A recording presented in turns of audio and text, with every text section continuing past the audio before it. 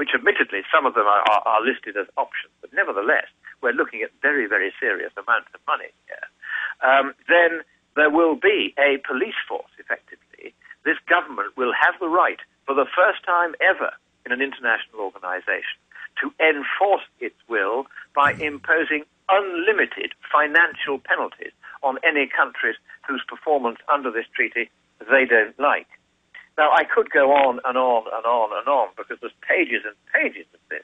There's an adaptation fund, a multilateral adaptation fund, solidarity funds, mitigation funds, multilateral climate technology funds. A total global government takeover. A global government, sir. Is this total global government?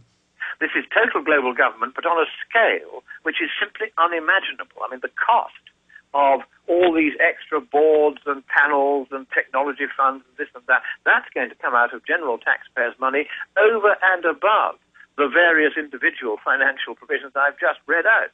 We're looking at a grab for absolute power and absolute financial control worldwide by the UN and its associated bureaucracies, and 700 new bureaucracies. And I'm not talking about 700 new bureaucrats, I'm talking about 700 new bureaucratic bodies. Who says how many hundreds of thousands of staff each of those will have? Well, briefly, they need an awful lot of our money to pay for all that, and this is how they're going to get it. A series of funds and this and that and the other. I've never seen anything. And global authorities over travel, tracking where everybody goes, expanding on that. Now we have the Danish leaked memo that they've been passing around, and I have that draft here, and it talks about, this is even upsetting some of the UN bureaucrats in the third world countries, that the power will be held by the IMF, the World Bank, and other quasi-private organizations. So we have a private corporate structure directly looting the population. Why is this horrifying the third world toadies that have since been taken over by the IMF and World Bank? They want the UN to run everything because the UN, they now see as simply a sort of socialist cash-generating machine, a cash cow for third-world countries. The UN no longer serves any purpose except first its own enrichment, and then a little bit of trickle-down after it's spent all that it wants on its own vast bureaucracies. And you know, there are 200 of those already, at least 200, represented here at this conference. Unbelievable alphabet soup of acronyms for these different, UNEPs and WMOs and WFFs and this and that, hundreds of them. And all of that being paid for almost entirely by the taxpayers of the West, and occasionally letting some money trickle down to third world countries, whose leaders, therefore, want to get this money for their own Swiss bank accounts. And they look to the UN as simply another source of cash. And so they're trying to buy, the UN is trying to buy these third world countries by saying, well, we're going to really make the developed countries pay. And the reason the third world countries are now so annoyed with the Danish draft, which was simply intended to try and facilitate agreement, but it got out into the Guardian before it had done its job, and therefore the Guardian has rather blown the negotiations out into the open. The reason why the third world countries are annoyed about this is because it isn't their friend, the UN, that will be running things. It's the much stiffer, much more businesslike World Bank and IMF. Now, of course, the trouble is that from the point of view of Western countries, whether it's the UN or the World Bank and the IMF that's running this world government, one astonishing characteristic, and I've looked right through this treaty and I can confirm this, it's just the same as in the previous draft, the word election, democracy, ballot, vote, does not appear anywhere. The one thing that's quite clear is that these enormous powers of taxation and interference, enormous powers of levying this and taxing that and funding the other, are all going to be without any representation at all. Now, the old principle, as you know well, on which the U.S. Constitution is founded, is that there should be no taxation of any citizen unless the body taxing that citizen represents that citizen by being elected by him. No taxation without representation, it's called.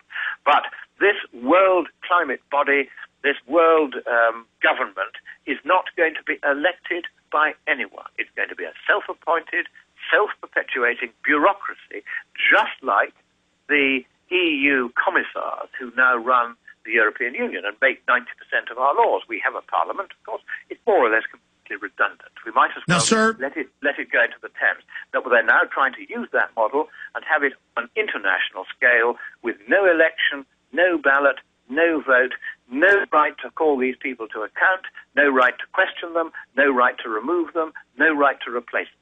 This so is when the end United of Nations democracy worldwide. So when the United Nations says this is the greatest moment for world government, this is the year of the establishment of global governance, as the head of the EU and as Ban Ki-moon, the head of the UN Secretary General, has said, they really mean it. And so we now stand here at the precipice. You are there in Copenhagen. Here's the big question. Looking at this, being inside of it, watching it, what do you predict is going to happen? And if we lose this and they do get it ratified, then we start fighting it at the national level. What do you see happening? Let me tell you what worries me about all this. What worries me is this, that this treaty has been through several negotiating rounds. And yet, although they've taken out the word government, because I've screamed at them and you've screamed at them and everybody's screamed at them, all the mechanisms of government, all the funding sources, the funding streams, as they call them, or funding windows is the latest phrase. Sounds very coy, but actually it means ways of raiding the taxpayer's pocket. All of these things are still in place and have not only survived the previous draft, but have been considerably amplified. So what we're looking at is, I'm afraid there's no other way of putting this, it is a worldwide conspiracy by the governing class against the governed, by the big boys against the little guy, by the rich against the poor, by the strong against the weak. And if you're a little guy doing your honest job of work to protect and pay for your family, you have good reason to be very frightened at this moment. And if you think that our kind host and I have been winding each other up and frothing at the mouth about something that's just another global government conspiracy theory, I just have three words for you. Read the treaty. As a result of the fuss I've made, there is a chance that by now, if you go on to the UN Framework Convention website, which I think is unfccc.int, then you may be able to find this treaty now in draft, because I have made quite a big stink about it not being immediately available when I asked for it. And I think they have been shamed now into putting this up on the web. It'll probably still be quite hard to find. Why don't you all have a look, if you doubt in any way what I've been saying to you about the magnitude and breadth of the scope of this treaty, the powers and the wealth that it will transfer from you and your country to an alien, unelected, communistic bureaucracy with power to control all free markets worldwide, with the power to levy taxes on every financial transaction that crosses an international border. We're looking at an enormous communistic government which, in its sheer scale, is disproportionate to any conceivable threat from CO2, particularly now that we know by measurement that all of the UN's models were wrong and CO2 is simply harmless. It's an outrage, and I'd like to tell you, if I may, what you should do about it. As soon as you have finished listening to this program, you must dive for the telephone, and you must telephone the US Senate, and you must demand to speak to your senator or to one of his senior staffers. Do not be palmed off with a receptionist, a switchboard operator, a secretary, or an intern. You must speak to a senior staffer or to the senator himself, and you must ring both of the senators for your state, and they'll tell you on the switchboard who those senators are, and you must say the Treaty of Copenhagen shall not pass. The more of you do this, the more vigorously you do it, the more plainly, but always politely, you put your point to your senator and to his senior staff, the more likely it is that the Senate will refuse to ratify this treaty.